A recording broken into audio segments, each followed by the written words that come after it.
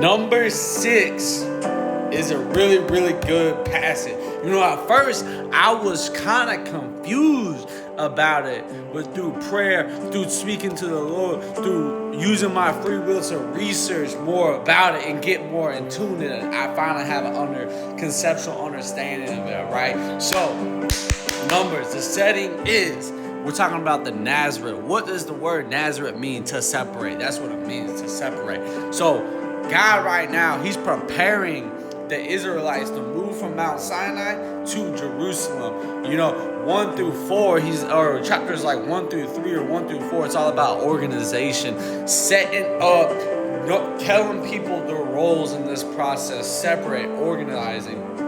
And then the chapters 5 through 6, he's re-emphasizing purity. He's re-emphasizing commitment to him, right? So we get to chapter 6 and we see this word Nazareth. So God's like, now, and if any of you Israelites want to make a special, extra vote to me as a follower of me, we can call yourself a Nazareth, right?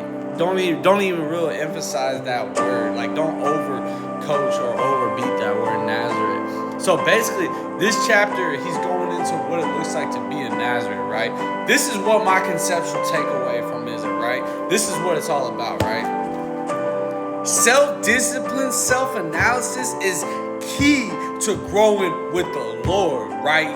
You have to understand where you are at in your relationship with God, and then you actually have to act on it. He said, you want to make a special vow to me? It's going to take you to make that special vow to me. Not anyone else, but you. So, right? So self-discipline, self-analysis is really key to growing with God. You got to give up normal pleasures, normal comforts, visible dedication to the Lord. The guy said, man, you gotta shave, you can't cut your hair. He said, take no razor to your head, right? So thankfully we aren't held to that rule, but for them, you know, he said, it's gotta be visible that you want me, right? But we can take that application on our side. It's gotta be visible. I'm on fire for the Lord, right? When you walk into that world, it's gotta be visible that you on fire for the Lord, right? Separate yourself from dead things in your life. God told the Nazareth that like they can't even go near dead bodies, right? That God represents life, right? God represents life.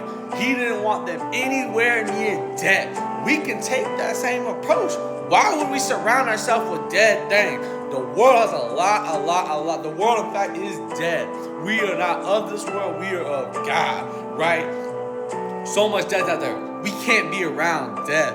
And finally, I love how God ends Numbers chapter 6, because we see Jesus being pictured here. We see the New Testament when Jesus has come and shed blood for us. We see it being pictured here. God ends this with a beautiful blessing. And to sum it up, it's like following God's law is amazing. We should strive to follow God's law. But it's more about a relationship with the Lord. It's more about peace with the Lord. It's more about protection from worldly, deadly things. It's more about His presence and with His people, Lord. Let's be great today, baby. Commit yourself to Him. Renew yourself in His Spirit.